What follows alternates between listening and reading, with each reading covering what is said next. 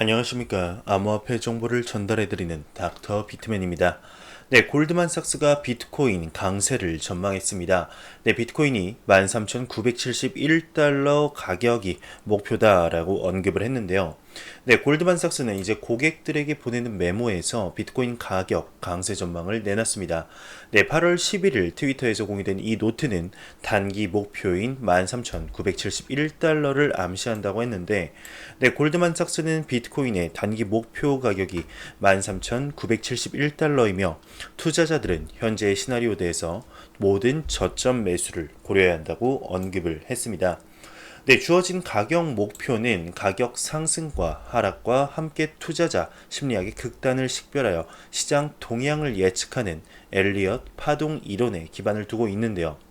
네, 분석가들에 따르게 되면 비트코인은 약 11,094달러를 지지하게 될 것이며 12,916달러와 13,971달러로 적어도 한 달이 정도는 더 오를 가능성이 있는 여지가 있을 것이라고 언급을 했습니다. 네, 골드만삭스의 노트는 아마도 이것이 5파전 카운트 중 이제 첫 번째가 될 것이라고 언급을 하면서 12,916달러와 13,971달러 수준에서 되돌림은 최근에 최저치인 9,084달러 아래로 내려가지 않는 한 가격이 다시 한 번 더 상승할 수 있다는 것을 의미한다고 합니다. 네, 현재 골드만삭스의 모습을 보게 되면 참 희한하죠. 예전에는 암호화폐 시장 쳐다도 안 본다더니 지금은 비트코인 가격을 예측하는 모습입니다. 네, 이런 세계적인 투자 회사도 비트코인을 더 이상 무시할 수 없다는 생각이겠죠.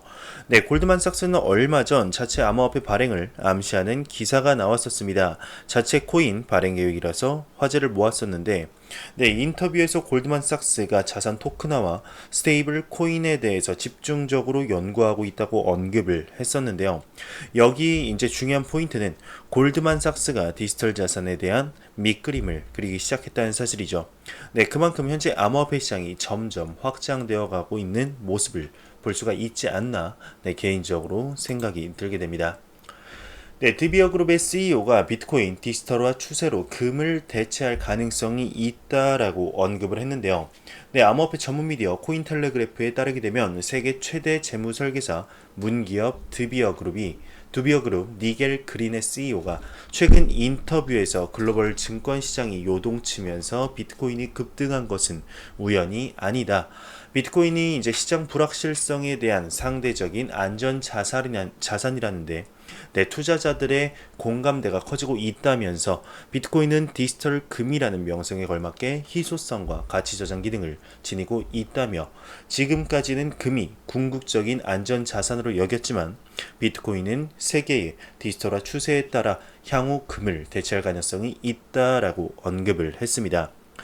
네, 최근 들어서 암호화폐와 특히 비트코인과 금과의 상관관계에 관한 기사가 하루도 빠짐없이 나오고 있는 것 같습니다. 그만큼 많은 비트코인의 가치가 점점 증명해 나가고 있고 디지털 골드로서의 비트코인의 입지가 점점 확고하게 잡아가고 있는 것이 아닌가 싶은데요. 네, 현재 전 세계적인 경제 위기가 발생할 것으로 예견이 되고 있습니다. 그에 맞는 시그널들도 계속해서 나오고 있죠. 네, 과연 비트코인과 금과의 상관관계는 어떠한 방식으로 진행이 되게 될까요?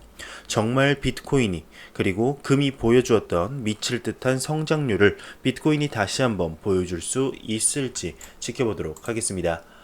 네, 외신이 미 국세청 암호화폐 경고 서한 지침 관련 힌트 이런 기사가 나왔는데, 네, 암호화폐 전문 미디어 코인데스크가 지난 7월 미국 국세청 IRS가 암호화폐를 보유한 1만여 명의 납세자에게 세법 위반 가능성을 경고하는 서한을 발송했었습니다. 네, 이는 미국 국세청이 향후 발표할 암호화폐 납세 관련 지침에 대한 힌트라고 12일 보도를 했었는데, 이와 관련해 미디어는 미국 국세청은 1만여 명의 암호화폐를 보유자들에게 보낸 세 가지 종류의 서한에서 암호화폐 거래 수익에 따른 세금을 납부했다는 증거를 제출할 것을 지시를 했었죠. 네, 또 IRS는 보유자들에게 암호화폐 거래 차익이 발생한 정확한 날짜와 시관 관련 정보를 요구했는데 이는 그들이 암호화폐의 가치가 분 초 단위로 변동하며 가치 계산을 위해서는 정확한 시점이 필요하다는 것을 인지하고 있다는 것을 의미한다 라고 이렇게 분석을 했다고 하네요. 다음 절에도 한번 보시죠. 네, 뉴질랜드 세무국이 암호화폐 수입을 인정했다고 합니다. 네, 납세 의무를 구체화했다고 하는데 암호화폐 전문 미디어 코인텔레그래프에 따르게 되면 뉴질랜드 세무국이 최근 현금과 유사한 암호화폐 수입을 합법적으로 인정하면서 이에 대한 납세 의무를 구체화하겠다고 발표를 했습니다. 네, 이날 발표에 따르게 되면 자영업 납세자는 과세 대상에 포함되지 않으며 암호화폐로 임금이 지급되는 근로자에게만 정해진 세율로 세금이 부과된다고 합니다. 네, 또한 암호화폐로 지급되는 상여금, 퇴직금 등에도 동일한 납세 의무가 적용된다는 설명인데요. 네, 이와 관련 당국은 세금 규모는 암호화 자산을 소유하게 된 시점이 아닌 암호화폐 거래소를 통해 법정 화폐로 환전한 시점을 기준으로 책정된다며 현금과 유사한 암호 자산이란 주식 또는 채권의 기능이 아닌 P2P 결제 시스템을 기반으로 한 자산으로 정의된다고 부연 설명했습니다. 네, 드디어 이제 암호화폐가 제도권으로 들어가는 첫 발을 내디딘 게 아닌가 생각이 듭니다. 네, 뉴질랜드에서 암호화폐 수입을 정식적으로 인정했다는 것은 이제 자산으로 인정이 사실상 되었다는 것이겠죠. 네, 뉴질랜드는 암호화폐에 있어서 친화적인 입장을 보여왔던 곳으로 보이는데 이번에 이 결정이 현재 거시적인 경제 위기도 한몫을 한 것이 아닌가 싶습니다. 현재 호주 달러 역시 한화나 위화나 못지않게 가치가 거하게 이제 하락을 했기 때문인데 뉴질랜드도 이제 현재 중국과 같이 이 위기를 암호화폐로 풀어나갈 의지를 내비친 것이 아닌가 생각이 들게 되네요. 네, 외신이 이제 비트코인 아르헨티나 프리미엄이 발생했다고 합니다. 인플레이션의 영향이라고 하는데, 네, 블록체인 전문 미디어 트러스트 노드가 아르헨티나의 인플레이션율이 55%에 육박하면서 비트코인 가격에 아르헨티나 프리미엄이 붙고 있다고 합니다. 네, 뭐 김치 프리미엄, 버거 프리미엄, 스시 프리미엄은 많이들 들어보셨죠? 네, 아르헨티나 프리미엄은 이번에 처음인 것 같은데, 네, 뭐라고 불러야 할까요? 네, 현재 높은 인플레이션과 일반적인 재정적 어려움으로 많은 사람들이 암호화폐에 투자를 하고 있죠. 기사에 나온 것과 같이 아르헨티나뿐만 아니라 브라질, 베네수엘라에서 암호화폐 활동이 호황을 이루고 있습니다. 네, 법정화폐의 가치가 많이 하락한 곳에서 특히 빛을 보고 있는데요. 아르헨티나 같은 경우에는 2019년 한 해 동안 인플레이션율이 34%를 기록했습니다. 2018년에는 50%를 기록하기도 했는데요. 아르헨티나는 지도층의 무능력으로 인해 경제적 상황은 오랫동안 나빴다고 합니다. 이러한 점들을 감안하면 아르헨티나 내 블록체인 자산의 인기가 증가하고 있는 것은 놀랄 일도 아니죠. 네, 아르헨티나 거래소들은 지난 몇 달간 사상 최고 거래량을 기록을 했는데 앞에서 살짝 언급한 바와 같이 아르헨티나 화폐 페소의 가치가 급격하게 평가절하됐기 때문이죠. 네, 브라질도 매 한 가지입니다. 브라질 정부의 암호화폐에 대한 관심은 인플레이션율의 증가의 시기를 함께한다고 합니다. 네, 아르헨티나나 브라질 이 두 국가들은 합법적 자산으로서 암호화폐에 대해 다소 수용적인 태도를 취하고 있는데요. 네, 브라질의 새 대통령 자일 볼소나로도가 블록체인을 긍정적으로 언급하고 있다고 합니다. 네, 아르헨티나 지도층들 또한 친암호화폐적인 입장을 취하고 있다고 하는데 아르헨티나 재정부 차관 펠릭스 마틴 소토는 암호화폐가 국가 경제를 안정화하고 외화를 유치하는데 잠재력이 있다며 암호화폐를 칭찬하는 수많은 발언을 한 것으로 유명하다고 합니다. 네, 그리고 많이 들어보셨을 팀 드레이퍼도 비트코인이 합법적 통화로서 잠재성이 있는지 담화를 나누기 위해서 아르헨티나 대통령을 만나기도 했었다고 합니다. 네, 현재 아르헨티나 37개 도시 내에서는 대중교통 수단을 지불하기 위해 비트코인이 사용되고 있다고 하네요. 네, 이러한 국가들에서부터 암호화폐가 시작이 되어서 전 세계적으로 널리 퍼지는 날이 왔으면 좋겠습니다. 네, 그러면 코인 마켓캡에서 가격 보고 다음 기사로 넘어가도록 하겠습니다. 네, 현재 메이저 탑 10 코인들의 가격들을 전반적으로 살펴보면은 네, 전체적으로 네, 횡보도 하고 네, 조금 상승도 하고 하락도 하는 모습을 볼 수가 있습니다. 비트코인 같은 경우는 0.16% 하락을 하면서 1380만 원대, 이더리움은 0.57% 네, 상승을 하면서 25만 8천 원대, 리플 XRP 같은 경우는 0.66% 상승을 하면서 367.61원대를 보여주고 있고, 비트코인의 시가총액 점유율, 즉 도미넌스도 68.6%로 아주 강력한 모습을 보여주고 있습니다. 네, 최근 들어서 이제 리플 XRP의 가격, 네, 머니그램 등 좋은 소식들이 계속 나오고 있는데도 가격 면에선 XRP의 가격 면에선 꿈쩍도 하지 않은 모습을 볼 수가 있는데요. 이번에 OKEX 보고서가 리플 XRP 가격 상승률 저조는 기관 관심이 부족하고 리브라 등 경쟁 탓이다라고 언급을 했습니다. 네, XRP 가격은 리플사가 보고 있는 성장과 진보와는 전혀 다른 방향으로 움직이고 있죠. 실제 리플은 최근 세계 2위 송금업체 머니그램과 파트너십을 맺었지만 가격은 계속해서 하락세를 나타내고 있습니다.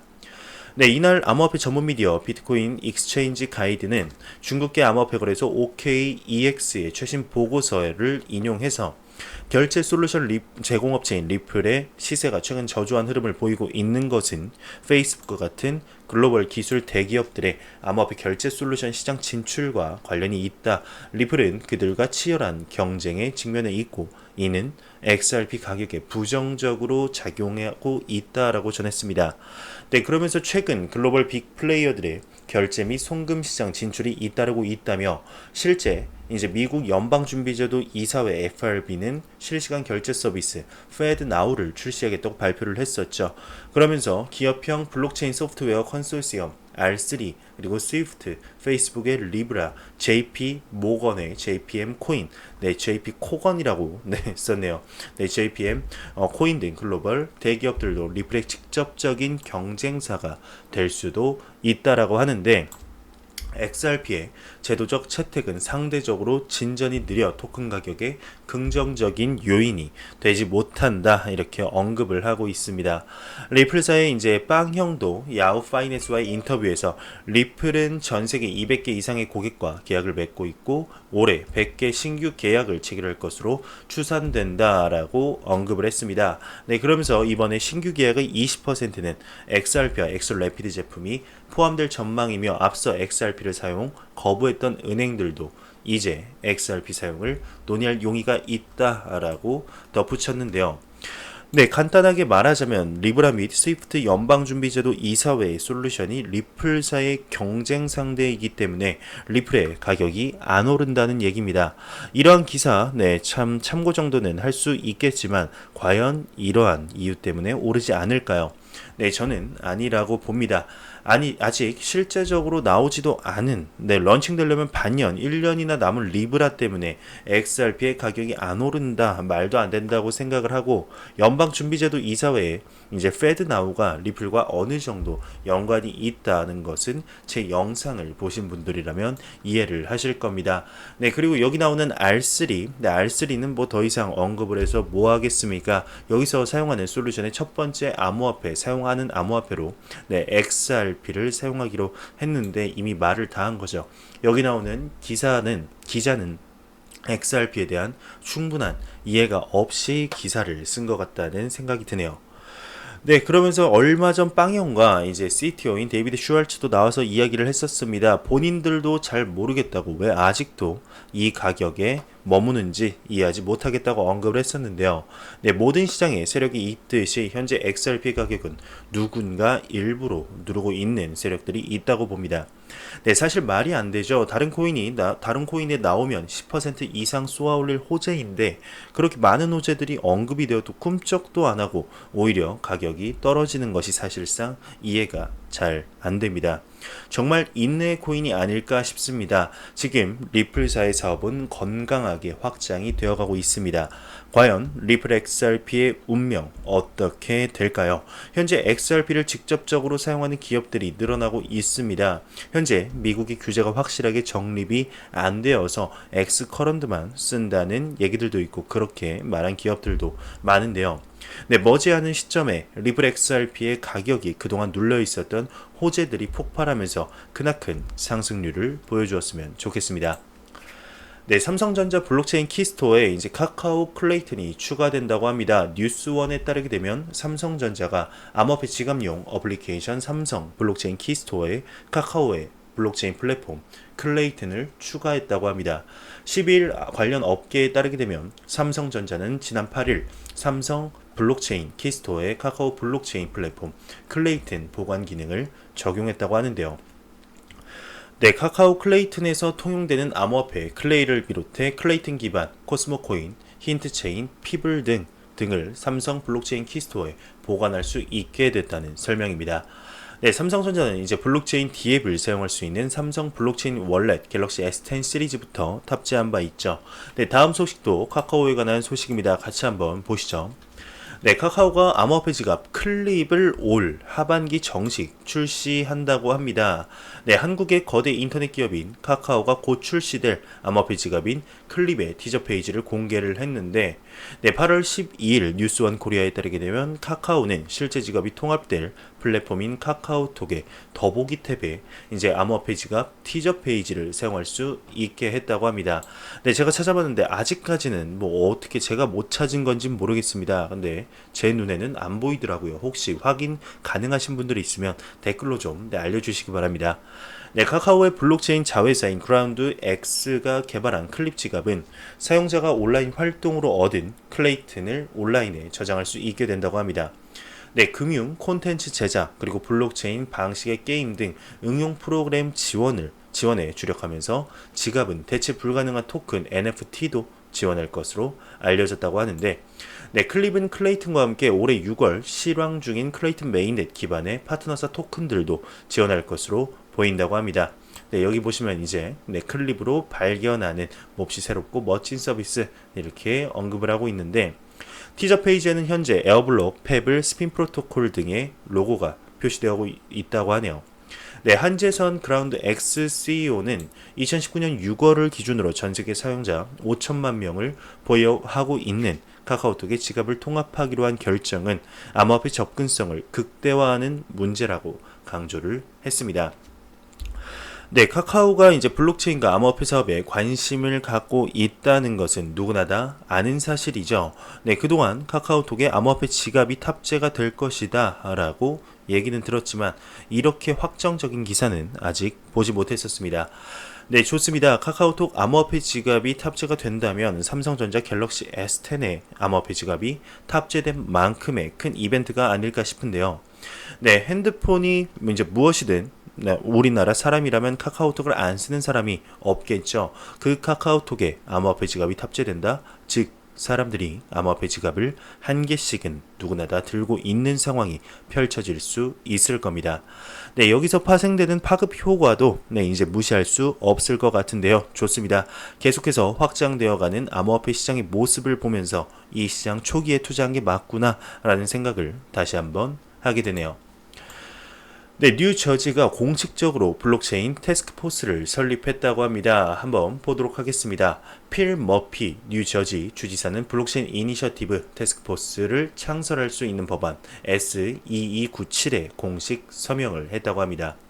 네, 블록체인의 연구와 시행은 주지사가 공식적으로 새로운 태스크포스를 법안으로 창설하기로 서명한 후 뉴저지로 오고 있다고 하는데요. 네, 블록체인 이니셔티브 태스크포스는 주 및 지역 차원에서 블록체인 사용성을 평가할 책임이 있다고 합니다. 네, 특히 이 법안은 의료 기록, 은행, 부동산 경매, 토지 소유를 포함하여서 블록체인이 가장 유용하게 사용될 몇 가지 핵심 분야를 설명을 하고 있는데, 이 법안은 2019년 3월 처음 발의돼 만장일치로 국회를 통과했습니다. 네, 태스크포스는 궁극적으로 14명으로 구성이 될 건데요. 현재 이 단체는 180일 내에 주과학기술혁신위원회의 블록체인 기술에 관한 기준 연구를 연구하게 된다고 합니다. 네, 태스크포스의 창설은 뉴저지가 사기성 ICO와 등록되지 않은 암호화폐 거래소를 단속해온 시점으로 이루어졌다고 합니다. 네, 그러면서 뉴저지에만 블록체인 태스크포스가 있는 건 아닌데, 네, 이제 얼마 전에 뉴욕에도 그 태스크포스의 창설을 촉진시켰다고 합니다. 네, 태스크포스는 이제 특정 임무 또는 문제를 위해서 전문가들을 모아 벌이는 임시 대책 본부 정도로 보시면 될 것 같습니다. 현재 전 세계적으로 아직까지 암호화폐와 블록체인에 관한 사건들, 사기 문제들이 많아서 그런 것이 아닌가 싶은데요. 네, 기사에서 나온 사건뿐만 아니고 얼마 전 뉴저지주 증권 규제 당국이 ICO 프로젝트 2건에 대해서 긴급 중단 명령을 내렸습니다. 좁텍스와 유노콜이라는 이름부터가 사기 냄새가 나죠. 다시 한번 알려드릴게요. 이름이 좁텍스, 유노콜. 제가 뭐 욕을 하는 게 아니고요. 정말 프로젝트 이름이 좁텍스와 유노콜입니다. 프로젝트들을 사기성 증권 제공 혐의를 제기하면서 ICO 운영 중단 명령을 내린 거죠. 이 태스크포스가 뉴저지의 사기 문제를 얼마나 효율적으로 그리고 블록체인에 관해서 얼마나 더 연구를 하게 될지 보도록 하겠습니다.